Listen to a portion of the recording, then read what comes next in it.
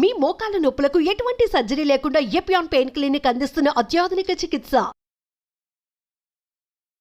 నమస్తే రమ్మగారు. నమస్తే జయ. రమ్మగారు, మనకి రైటరు అడప చిరంజీవి గారిది వజ్రాల దీవి నుంచి మంచి మంచి స్టోరీస్ చెప్తా ఉన్నారు. ఇంకోటి ఏదైనా ఉందండి? వజ్రాల దీవిలోనే ఒక కథ ఉంది. మాట్లాడే కోతి మాయ తివాసి. కోతి మాట్లాడుతుంది, తివాసి మాయ తివాసి. బాగుంటుంది కథ.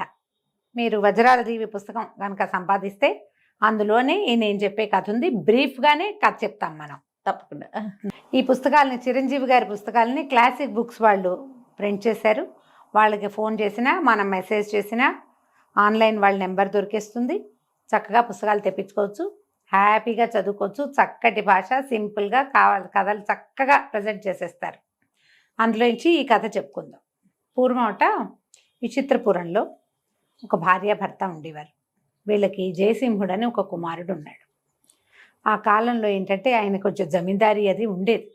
ఈయన కొంచెం దానాలు ధర్మాలు అలాంటివి ఎక్కువ. ఏవో వ్యాపారాల్లో పెట్టుబడులు పెట్టి అట్లా పోయి క్రమంగా కుమారుడు పెద్ద అయ్యేసరికి ఆస్తిపాస్తులన్నీ పోగొట్టుకున్నారు వాళ్ళు. తండ్రి కూడా ధర్మభూపతి లాంటి పేరు, ఈశ్వరమ్మ గారు వారి భార్య పేరు. వాళ్ళకి ఆయన ఆరోగ్యం పెద్దగా ఉండేది కాదు. పిల్లవాడు పెద్దవాడు అవుతుంటే నాయన నీకు అన్యాయం చేశాను అలా బాధపడుతూ ఉండేవారు.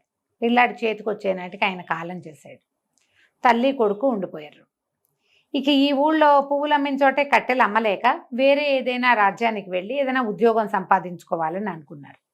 ఈ జయసింహుడు మంచి బలశాలి అయిన కుర్రాడు. సో యుద్ధ విద్యలు అవి కొంత తెలిసినవాడు, నేర్చుకున్నాడు. మరి ఎవరి దగ్గర ఒక వ్యాపారస్తుడి దగ్గర చేరి పనిలో చేరాడు. కానీ ఇంక ఈ ఊళ్ళో ఉండబుద్ధి తండ్రి కాలం చేశాక. ఎప్పటిదో తన చిన్నప్పటిది ఒక బంగారు వస్తువు ఒకటి ఉంటే దాన్ని ఒక వ్యాపారస్తుడి దగ్గర అమ్మి కొంత డబ్బు చేసి అది తల్లి చేతిలో పెట్టి, అమ్మ ఓ 2-3 నెలలు 6 నెలల సమయం తీసుకుని కొంత సమయం తీసుకుని ఉద్యోగం ఏదైనా సంపాదించుకుని వస్తాను. ఈ రాజ్యంలో మనకి పనులు పుట్టవు, ఇంకో రాజ్యం ఏదైనా చూసుకుని వస్తానని తల్లిని ఈ డబ్బుతోటి నువ్వు ఇల్లు గడుపుకో, నేను రాకపోతే నువ్వు కూడా ఏ దాసీత్వమో చేపట్టాల్సి వస్తుంది, నన్ను క్షమించమని తల్లికి చెప్పుకున్నాడు. తల్లిని వదిలిపెట్టి ఈ కుర్రాడు ఇంకో రాజ్యానికి బయలుదేరాడు. తల్లి ఏదో కొంత ఆహారం ఇచ్చింది. ఉన్న ఆహారం 2-3 రోజులు తిన్నాడు. తర్వాత ఇంకా అడవులు, పైగా ఆ కాలంలో ఏంటంటే ఊళ్ళ మధ్య అడవులు, రాజ్యాల మధ్య అంతా అడవులే. ఇంకో రాజ్యాన్ని చేరాలంటే వెళ్ళాలిగా. ఈ ప్రయాణంలో ఇతను అడవిలో 1-2 రోజులు నిద్ర చేశాడు. 3వ రోజు 4వ రోజు అయ్యేసరికల్లా ఆహారం చాలకుండా ఏదో కాయాకసురు దొరికింది తినాలి, ఓపిక లేనితనంగా కూడా అయిపోయింది. సరే ఏదో చెట్టు కొమ్మ అందుకోబోయి ఆ పక్కనున్న ఒక చీమల పుట్ట మీద పడ్డాడు. పడేసరికల్లా నిజానికి అది చీమల పుట్ట కాదు, అక్కడ ఒక మునీశ్వరుడు ఎంతకాలం నుంచో తపస్సు చేసుకున్నాడు. ఆయన చుట్టూతా ఏర్పడింది పుట్ట. ఇతను పోయి ఆయన మీద పడ్డాడు. ఈ జయసింహుడు పడేసరికల్లా మెలకు వచ్చేసింది. ధ్యానంలో ఉన్న ఆయన వెంటనే కళ్ళు తెరిచి, ఎవడెవరా నీవు, నా తపస్సు భగ్నం చేసావు, వానరుడుగా మారిపోవు, పగలు నరుడుగా సాయంత్రం వానరుడుగా ఈ అడవుల్లో తిరుగుతూ ఉండు, నువ్వు మనిషిగా ప్రవర్తించలేదు కాబట్టి అని శపించేశాడు. ఇవాళ అలా ఏడ్చాడు జయసింహుడు. ఆయన కాళ్ళు పట్టుకున్నాడు. నేనేదో జీవిక కోసం, జీవనభృతి కోసం ఈ అడవిలోకి వచ్చాను, అసలు మీరున్నట్టు కనపడలేదు, సాధారణ పుట్టగానే భావించాను, నేను మీ మీద పడతానని అనుకోలేదు, ఇప్పుడు నా జీవితం ఎటు కాకుండా అయిపోయింది, తల్లిని వదిలిపెట్టి వచ్చాను అని పదే బతిమలాడుకుని దుఃఖించాడు. దుఃఖిస్తే ఈయన ఏమన్నాడు, ఈ శాపం మరల్చలేను, కాలాంతరంలో నీకు శాపం దానంతట అదే పోతుంది, పగలు మనిషిగా ఉంటావు, సాయంత్రం అయ్యేసరికి కోతికి వానరుడిగా మారిపోతావు నువ్వు, కాకపోతే నువ్వు వినగలవు, మాట్లాడగలవు, కోతి లాంటి ప్రవర్తన ఉండదు నీకు, మనిషిలాగానే ప్రవర్తిస్తావు కానీ కోతి అని చెప్పాడు. కొద్ది రోజులు అక్కడక్కడే తిరిగాడు. ఆ సమయంలో ఏమైందంటే ఇతను ఆ అడవిలోంచి తిరుగుతూ ఉండగా ఈయనకి ఒక స్వామీజీ కనపడ్డాడు. ఈ అడవిలో ఉంటూ పరమేశ్వరుని ధ్యానించుకోమని చెప్పి వెళ్ళిపోయాడు ఆయన. ఇతను ఇక్కడే ఉండిపోయాడు అడవిలోనే. ఏదో దొరుకుతుంది అవకాశం. ఇలా ఉంటూ ఉండగా ఏమైంది, ఈ అడవిలో ధ్యానం చేసుకుంటూ ఉండగా ఒక స్వామీజీ కనపడ్డారు. ఈ స్వామీజీ ఎవరైనా, ఈయన ముకుంద స్వామి అని ఒక యోగి. ఆయన ఎంతకాలమో తపస్సు చేసుకుని ఆయనకి తీర్థయాత్రలు చేయాలని సంకల్పం కలిగి తన తపశ్శక్తితోటి ఒక మాయ తివాసిని చేసుకున్నారు. భగవంతుడి ప్రసాదంగా ఆయనకి లభించింది. ఆ తివాసి మీద ఎక్కి ఆయన మొత్తం అన్ని క్షేత్రాలు తిరిగారు. తిరిగి ఇటువైపు వస్తుంటే ఆ అడవిలో పైనుంచి ఆయనకి ఏం కనపడింది? ఆకాశ మార్గాన్ని ప్రయాణిస్తుంది ఆ తివాసి. ధ్యానం చేస్తున్న కోతి కనపడింది. ఆయన ఆశ్చర్యపోయి కిందకు వచ్చి ఇతన్ని పలకరించాడు. ఎవరు నాయన నువ్వు? కోతి ఈ రూపంలో ఉన్నావు అని అడిగేసరికల్లా అప్పుడు ఈ జయసింహుడు తన కథ అంతా చెప్పాడు. నేను ఇట్లా పగలు మనిషిగా ఉంటాను, సాయంకాలం కోతిగా మారుతున్నాను.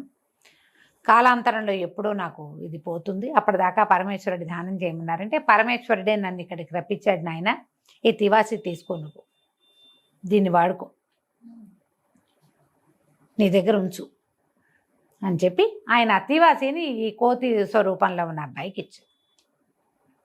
పగలల్లా ఇతను అతివాసి మీద ఎటైనా తిరగచ్చు, మనిషి రూపంలో ఉంటుంది. కోతిగా మారినప్పుడు దాన్ని దాచిపెట్టుకోవచ్చు. అతని మాట వింటుంది. ఈ తివాసి వేరే వాళ్ళు ఎవరు ఎక్కలేరు, దొంగిలించలేరు. ఎందుకంటే ఈయన తివాసిని మన చెట్టకొమ్మల్లోనూ అక్కడ పెట్టి ఎక్కడికైనా వెళ్తే ఆ తివాసి బ్రహ్మరాక్షసిగా మారి వాళ్ళని భయపెడుతుంది, జనాలు ఎవరన్నా దాన్ని ముట్టుకుంటే. ఇతడికి తప్ప ఇంకెవరికి ఇది పనిచేయదు, వాళ్ళకి తివాసీలాగా కూడా కనపడుతుంది అని ఒక వరంలాగా ఈ తివాసీని జయసింహుడికి అప్పచెప్పాడు. ఇతను అడవిలో తిరుగుతూ ఉండగా ఒక అమ్మాయిని కొంతమంది వీళ్ళు దుండగులు పట్టుకున్నది కనపడింది. వీళ్ళేమిటి బందిపోటు దొంగలు. ఒక అమ్మాయిని పట్టుకున్నారు, ఒక రాజకుమార్తెని. అమ్మాయికి ఏంటంటే వివాహం సమయంలో ఎత్తుకొచ్చేసారు. పెళ్లికూతురు గుంపు వెళ్తూ ఉంటే వీళ్ళు పట్టుకున్నారు దొంగలు. ఇప్పుడు ముందంతా నగలు గీగలు తీసేసుకుని తర్వాత అమ్మాయి బాగుంది కదా, మాలో ఎవరో ఒకరిని పెళ్లి చేసుకోమని ఆ పిల్లని బలవంత పెడుతున్న సమయానికి ఇతను అక్కడికి వెళ్ళాడు. తివాసిని చెట్టు మీద పెట్టి అతను పిలిస్తే వస్తుంది. వెళ్ళి నేను మీకు ఇది చెప్తాను, న్యాయం చెప్తాను, నలుగురు ఉన్నారు కదా, ఎవరో ఒకళ్ళు పెళ్లి చేసుకోవాలి ఈ అమ్మాయిని. ఇప్పుడు నేను ఇక్కడే నుంచుంటా, మీరు ఆ చెట్టు మీద ఉన్న ఆ పువ్వు ఎవరు ముందు కోసుకొస్తే వాళ్ళు ఈ పిల్లని పెళ్లి చేసుకుందరు. కానీ వాళ్ళ మధ్యలో జడ్జి పోస్టు వహించి తను నిలబడి వాళ్ళు నలుగురిని పరిగెత్తనిచ్చి తివాసిని పిలిచి ఈ అమ్మాయిని తివాసి మీద ఎక్కించి తీసుకెళ్ళి తండ్రికి అప్పచెప్పాడు. కొంచెం ఆ అమ్మాయిని వివాహం చేసుకోమన్న హింట్ వాళ్ళు ఇచ్చారు. కానీ ఇతను వేరే వాళ్ళకి పెళ్ళికి కుదిర్చిన పిల్లని నేను ఎట్లా చేసుకుంటాను, నేను ఎట్లా పెళ్లి చేసుకుని ఆయన మా అమ్మాయిని ఎవరు తీసుకొస్తారో వాళ్ళకి 1,00,000 వరహాలు ఇస్తానన్నాను, 1,00,000 వరహాలైనా తీసుకెళ్ళిన ఆయన అని ధనపు రాసులు మూట కట్టి చేతులు పెట్టాడు. ధనం తీసుకున్నాడు. మరి డబ్బు వచ్చింది, ఇప్పుడు తల్లిని తీసుకెళ్ళచ్చు. అక్కడి నుంచి ఏం చేశాడు? తివాసీతో సహా తన ఊరు వెళ్ళిపోయి ధనాన్ని ఓ పక్కన దాచిపెట్టి తల్లికి అది కనపడకుండా ఓ బండి ఎక్కి ఊళ్ళోకి వెళ్ళినట్టు వెళ్ళి తల్లిని వెంబడి పెట్టుకుని తీసుకొచ్చి ఈ ఊరు తీసుకొచ్చుకున్నాడు. వేరే ఊరికి మారిపోయారనమాట, ఆ ఊళ్ళో ఉండకుండా. ఈ కొత్త ఊర్లోకి ప్రవేశించారు.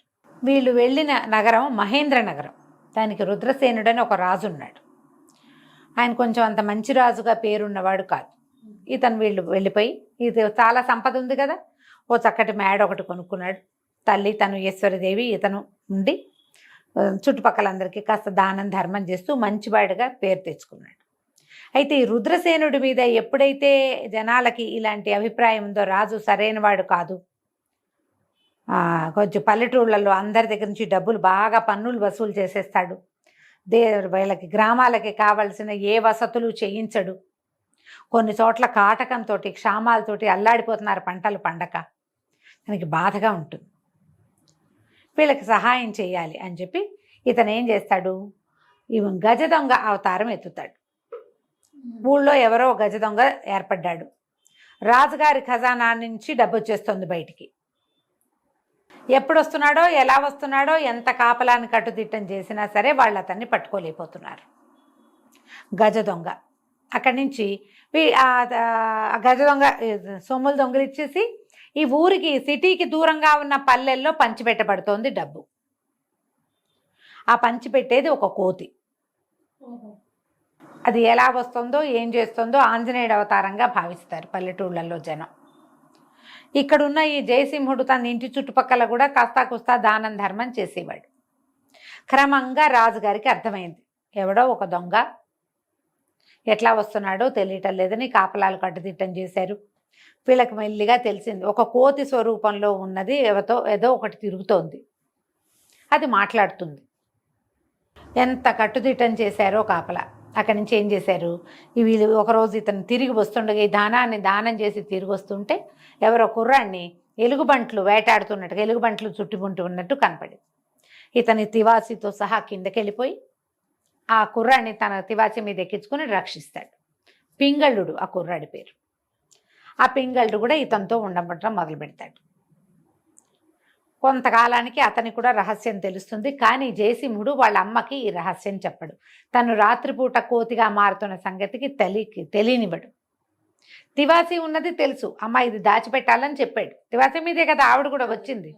కానీ ఈవిడ చెప్తుంటుంది, నాన్న ఎవరో మాట్లాడే కోతి తిరుగుతోందిట ఊళ్ళో. అంటే అలా ఎలా ఉంటాయమ్మా అంటాడు. తానే అని మాత్రం చెప్పడు. గదిలో ఉంటాడు. రాత్రిపూట ఏదైనా శబ్దం వస్తే ఇది ఏమిటి, నువ్వు రాత్రిపూట ఎందుకు లోపల ఉంటున్నావు అని తల్లి అడిగితే ఒక యక్షుడి శాపం ఉందని, యక్షుడు లోపలే ఉంటాడని, ఆ సమయంలో తను ఎవరికి కనపడకూడదని అట్లా తల్లికి కొంచెం అబద్ధం చెప్పి గదిలో ఉన్నట్టే ఉంటాడు. తలుపులు వేసేసుకుంటాడు చీకటి పడేసరికి. ఆవిడ ఇంకా పిలవదు. తెల్లవారి లోపల ఇతను చుట్టుపెట్టాల్సినవన్నీ చుట్టబెట్టి చక్కబెట్టాల్సిన వ్యవహారం చక్కబెట్టుకుని వచ్చేసేవాడు.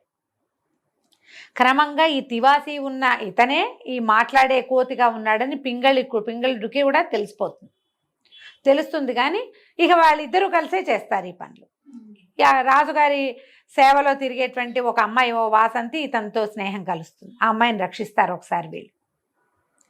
రక్షించేసరికల్లా ఆ పిల్ల ఈ పింగళుడితో స్నేహం చేసి రాజుగారి కోటలో చిన్న పొన్న రహస్యాలుంటే చెప్పేస్తారు ఆడపిల్లలు. ఈ పింగళుడికి ఏం చెప్తుందంటే, రాజుగారు తన ఖజానాని వేరే చోటకు మార్చేస్తున్నారు కొండకొమ్మ మీదకి, మా నాన్న చాలా హడావిడిగా ఉన్నాడని చెప్తుంది. ఆ విషయాన్ని పింగళుడు తెచ్చి జయసింహుడికి అప్పచెప్తాడు. అప్పుడు చూస్తే ఒక కొండ చివర ఒక పక్క నుంచి అసలు లోపలికి రాలేరు, ఒకవైపు నుంచే దానికి అవకాశం ఉంటుంది, రెండో వైపు అంతా కొండే అది. ఆ పైన ఈ ఖజానా ఉందని తెలుస్తుంది. ఇతన్ని తన తివాసీతోటి అక్కడికి వెళ్ళిపోతాడు. క్రమంగా వాళ్ళకి ఎదురుపడ్డం మొదలు పెడుతుంది. కోతి మొహం ఎదురుపడుతూ ఉంటుంది. సైనికులు భయపడతారు. ఇంతెత్తున 6.5 అడుగులు శరీరం, ఇంతెత్తుగా ఉన్న మనిషి, అది కోతి, మాట్లాడుతుంది, దానికి కత్తి తిప్పడం వచ్చు, క్షణాల్లో మాయమవుతుంది. ఎట్టా వస్తుందో తెలియటం లేదు. కోతి రావాలంటే ఏదో పట్టుకుని వేళ్లాడుతూ చేయాలిగా, ఇది ఎట్టా వస్తుందో తెలియదు. తివాసి తను కనపడకుండా ఉంటుంది ఇతరులకి. అక్కడి నుంచి కూడా ధనాన్ని దొంగతనం చేస్తాడు. ఇప్పుడు ఈయనేమంటాడు, ఎవరెవరు ఊళ్ళో దానపరులుగా ఉన్నారో వాళ్ళందరినీ తీసుకొద్దాం, వాళ్ళలో ఎవడైనా దొంగ ఉన్నాడేమోనని డౌట్ వస్తుంది. చాలా మందిని పిలుస్తారు. ఇట్లా ధర్మవారులు ఉంటారు కదా దానాలు చేసే వాళ్ళలో, జయసింహుడిని కూడా పిలుస్తారు. ఈయన 1-2 సార్లు ఆ కోతిని చూస్తున్నాడు. ఒడ్డు పొడుగు తెలుసు రుద్రభూపతికి, రాజుగారికి తెలుసు రుద్రసేనుడికి. ఆయన ఏమంటాడు, నువ్వే ఎందుకు కాకూడదంటే, సరే నన్ను అరెస్ట్ చేయండి, నేను కాదని తెలుస్తుంది కదా మీకు అనేసరికి సరే అనుకుంటాడు. అరెస్ట్ చేసి లోపల పెడతారు. జైల్లో ఉంటే ఈ తివాసి ఇతను ఎక్కడి నుంచి ఉంటే అక్కడికి వచ్చేస్తుంది రాత్రిపూట. కోతిగా మారిపోతాడు, తివాసితోటి బయటికి వెళ్తాడు, తెల్లవారేసరికి మళ్ళీ లోపలికి వచ్చేస్తాడు. ఎలా వెళ్ళాడో అలాగే తివాసితో పాటు లోపలికి వచ్చేస్తాడు. కాబట్టి ఇతను కాదని వదిలేస్తారు. ఏం చెయ్యాలో తెలీదు. సరే, ఒకనాటికి మెల్లిగా కొద్ది రోజులకి ఇతన్ని ఆవేశంతో పట్టేసుకుంటారు. పట్టుకునేసరికల్లా ఇక ప్రజల్లో కూడా ఒక అలజడి వచ్చేస్తుంది. ఎందుకంటే ఈ కోతి స్వరూపంతో ఉన్నవాడు ఏ ఊళ్ళల్లో కాటకం ఉందో, క్షామం ఉందో అక్కడంతా డబ్బు పంచిపెట్టాడు, అందరికీ ధాన్యం పంచిపెట్టాడు. అతను పంచింది అంతా రాజుగారి డబ్బే. రాజుగారి డబ్బు అంటే రాజు ఎక్కడి నుంచి సంపాదిస్తాడు? ప్రజలదే కదా, పన్నుల రూపంలో వాళ్ళ డబ్బే వాళ్ళ దగ్గర చేరుతుంది. ప్రజల్లో కూడా ఒక గొడవ వచ్చేస్తుంది. ఈ పట్టుకున్న వాడిని వదిలేయాల్సిందేనని రాజు మంత్రి చాలా ఆలోచిస్తారు. కానీ ఇక్కడ కుదరదు, ఇతను ఉరిదీస్తామంటారు. ఇతను పట్టేస్తారు. పట్టేసేసరికి ప్రజలు తిరుగుబాటు చేసేస్తారు. తిరుగుబాటు చేస్తే అతన్ని దింపేస్తారు రాజుని. జయసింహుడే మాకు రాజు కావాలంటే జయసింహుడు చెప్తాను, నేను శాపగ్రస్తుడిని అంటే. అయినా సరే పగలు మనిషిగా ఉండి రాత్రి కోతిగా ఉన్నా పర్వాలా. ఇప్పుడు కోతిగా ఉంటే కోతిది ఎలాంటి బుద్ధి, కానీ ఇతనిది ఎలాంటి బుద్ధి, ధర్మపరుడుగా ఉన్నాడు. సహజంగా అతను ఎలాంటి వాడో, ఒక జంతువుగా వనేచరుడుగా మారినా కూడా అలానే ఉన్నాడు. కాబట్టి నాకు ఇతను వీళ్ళే రాజు కావాలని వాడు చాలా పట్టుపడతారు. సరే, ఇతనితో వివాహానికి కూడా ఒక పెళ్లి కూతురు కూడా తయారవుతుంది. ఈగల దొంగలు ఎత్తుకుపోయిన కొంతమంది అమ్మాయిల్ని రక్షిస్తాడు. అందులో ఒక పిల్లని ప్రేమిస్తాడు. ఆ పిల్ల తనతో పెళ్లి కూడా సిద్ధపడుతుంది. పట్టాభిషేకానికి సాయంకాలం ముహూర్తం నిర్ణయిస్తారు. సాయంకాలం ఇతను కోతిగా మారుతాడు. ఆ వానరుడిగా మారిన జయసింహుడి నెత్తి మీదే కిరీటం పెడతారు. కిరీటం పెట్టంగానే వెంటనే మానవ రూపు వచ్చేస్తుంది అతనికి. అంటే శాపం దానంతటా అది పోతుందని చెప్పాడు కదా ముందు చెప్పిన మునీశ్వరుడు. అప్పుడు ఈయన ముకుంద స్వామి తిరిగి వస్తాడు. వచ్చి నాయన నీ గొప్పతనం నాకు అర్థమైంది, నేను ఇచ్చిన తివాసీతోటే నువ్వు ఇవన్నీ సాధించగలిగావు అని చాలా మెచ్చుకుంటాడు. ఇప్పుడు ఇంత ఒక రాజ్యంలో క్షామాన్ని కాటకాన్ని వాటన్నిటినీ సరిచేసి ఒక రాజుని సరిచేసి రాజుని మంత్రిని అరెస్ట్ చేస్తారు. ప్రజలంతా చావగొడతారు కానీ తను ఒప్పుకోడు. మీరు కష్టపడి పని చేయండి, రైతు కష్టం ఏమిటో మీకు తెలియాలని వాళ్ళనేమో పనులలో ప్రవేశపెడతాడు. వాళ్ళకి ఏం శిక్ష వేయడు, పని చేయాలంతే. అక్కడి నుంచి వివాహం చేసుకుంటాడు. ఆయన ఏం చెప్తాడంటే తివాసీని నీ దగ్గరే ఉంచు, పూజామందిరంలో భద్రపరచు, నీకు ఇప్పుడు నీ జీవితానికి దాని అవసరం లేదు, ఎప్పుడైనా అవసరపడితే తప్పకుండా వాడుకో, అది నీతో పాటే ఉంటుందని చెప్పి ఆ తివాసీని అతనికే అప్పచెప్పేస్తాడు. ఆయన తీసుకెళ్ళాడు ముకుంద స్వామి. తర్వాత కొంతకాలం హాయిగా ఉంటారు. పింగళుడిని కూడా స్నేహితుడు ఉన్నాడుగా, అతన్ని కూడా ఒక చిన్న మంత్రిని చేస్తాడు, వివాహం చేస్తాడు, కలిసి ఉంటారు హాయిగా. మళ్ళీ కొంతకాలానికి ఊళ్ళల్లో ఎక్కడో గొడవలు అవుతున్నాయని వార్తలు వచ్చేసరికి తివాసీని మళ్ళీ బయటికి తీసి స్నేహితులిద్దరూ తివాసీ ఎక్కి వెళ్ళి అక్కడ పరిస్థితులను చక్కదిద్దటానికి వెళ్తారు. ఒక సాధారణ జమీందారి వారసుడైన కుర్రాడు ఆస్తులన్నీ పోగొట్టుకుని చివరికి భగవత్ సహాయంతో తన మంచి ధర్మబుద్ధితోటి ఒక రాజ్యానికి వచ్చిన ఆపదలన్నిటిని సెట్ చేసి రాజ్యానికి రాజు అయిన ఈ మాట్లాడే కోతి మాయ తివాసీ కథ నేను బ్రీఫెస్ట్గా చెప్పాను. మీరు ఎలాబరేట్గా చదువుకోవచ్చు. క్లాసిక్ బుక్స్ నుంచి వజ్రాల దేవి పుస్తకం తెప్పించుకోండి.